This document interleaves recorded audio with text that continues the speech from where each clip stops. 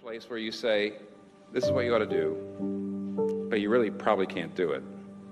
Oh, but there's one who did.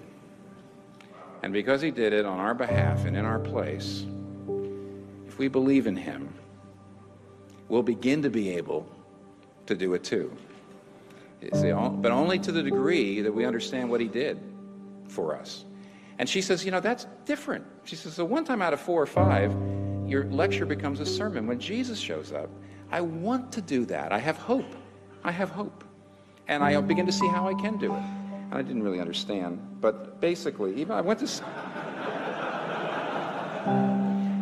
But now I do. And here's the thing. Your preaching will never be doxological, and it won't even be central unless it's Christocentric. Here's why. If you tell people they need to be generous, and why aren't you being more generous? I happen to know you're not being generous. I mean, I've got, it's sometimes hard to tell whether people are, how lust in their hearts is doing from week to week, but you do know about their generosity from week to week. But why aren't people generous? Are they just being sinners? Let's go back to Martin Luther. Let's go back to the Catechism. If you're not being generous, then there's something else going on there, is there not?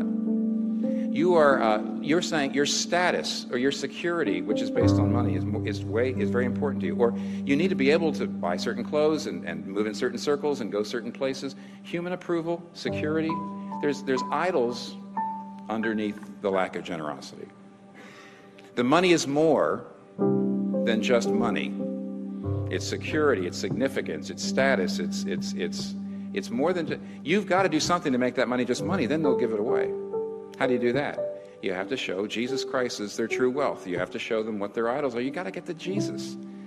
And as a result, if you don't get there, you are going to find that you're just wailing on people's wills. You're beating on their wills. Sinclair Ferguson wrote a book that is almost impossible to find because it was put out as a little pamphlet by the Proc Trust in the UK. But the name of it is Preaching Christ from the Old Testament. And this is what he says. He says, what I just said a minute ago, that he says most preachers not only don't preach Christ from the Old Testament, but they don't preach it from the New Testament. And he says, quote, the preacher has looked into the text, even in the New Testament, principally to find himself and his congregation, not to find Christ. He says, and you can even do that in the New Testament, even in the Gospels. He says, the sermon, therefore, is consequently about the people in the Gospels instead of about the Christ who is that gospel. The more fundamental issue is this question. What is the Bible really about? Is the Bible basically about me and what I must do? Or is it basically about Jesus and what he has done? Is the Bible basically about the objective and the indicative? And then here's a for example, that's why he says you do have to be careful. Hermeneutics is important. You can't you can't just find Jesus in every little twig. And there needs to be a way in which you are following the trajectory of the text, no matter what that text is, to Jesus. You have to show how Jesus is the ultimate fulfillment of that particular the trajectory of the text. You've got to be responsible. And yet, it's as Sinclair says, it's more than an instinct. It's more like an instinct. It's not so much just right hermeneutical principles. It's an instinct. Do you believe the Bible is basically about you or basically about him? Is David and Goliath basically about you and how you can be like David and Goliath, or basically about him, the one who really took on the only giants that can really kill us? You see? And so his victory is imputed to us. Who's it really about? That's the fundamental question. And when that happens, then you start to read the Bible new. Jesus is the true and better Adam who passed the test in the garden, his garden, a much tougher garden, and whose obedience is imputed to us. Jesus is the true and better Abel, who, though innocently slain, has blood that cries out, not for our condemnation, but for our acquittal. Jesus is the true and better Abraham, who answered the call of God to leave all the comfortable and familiar and go into the void, not knowing whither he went. Jesus is the true and better Isaac, who was not just offered up by his father on the mount, but was truly sacrificed for us all, while God said to Abraham, now I know you love me, because you did not withhold your son, your only son, whom you love from me.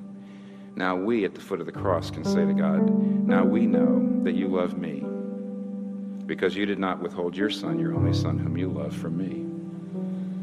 Jesus is the true and better Jacob, who wrestled and took the blow of justice we deserve, so we, like Jacob, only receive the wounds of grace that wake us up and discipline us. Jesus is the true and better Joseph, who is at the right hand of the king and forgives those who betrayed and sold him and uses his power to save them.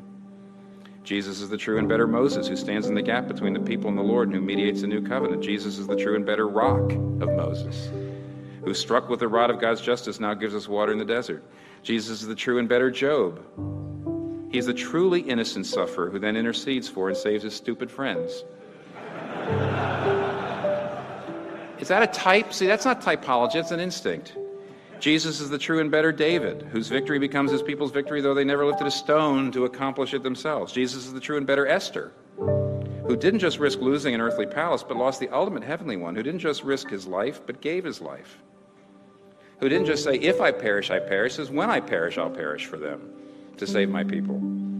Jesus is the true and better Jonah, who was cast out into the storm so we could be brought in. He's the real Passover lamb. He's the true temple, the true prophet, the true priest, the true king, the true sacrifice, the true lamb, the true light, the true bread. The Bible's not about you. And that's an instinct.